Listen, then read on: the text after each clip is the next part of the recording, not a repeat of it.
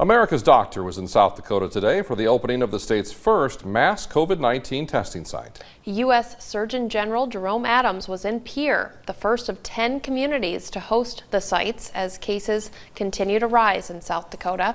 And he made sure to emphasize how important masks are, especially now. Austin Goss with that story this evening from our Pierre newsroom. The U.S. Surgeon General is responsible for providing Americans with the best scientific information available on how to improve their health.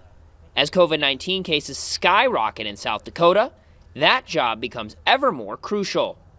Unlike other respiratory viruses, we now know that, again, up to 50% of people can spread this virus without ever having symptoms. And one of the most effective tools we have to prevent asymptomatic spread of the virus is encouraging everyone to wear a face mask, encouraging everyone to practice social distancing. While Tuesday's visit to Pierre was to tour the state's first mass COVID testing site, Adams spoke about the outbreak in South Dakota. It is a critical moment as we see cases and hospitalizations and deaths start to rise. I was in Rosebud yesterday, and their hospital ER was completely packed, and they're expanding even more into the hospital.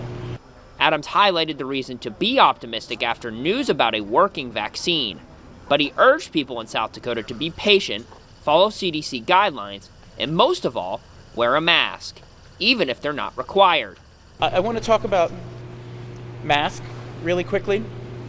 You don't have a mask mandate here, but what I would say to the people of South Dakota is you really shouldn't need a mandate to do the right thing for your community, for your family, and for your friends.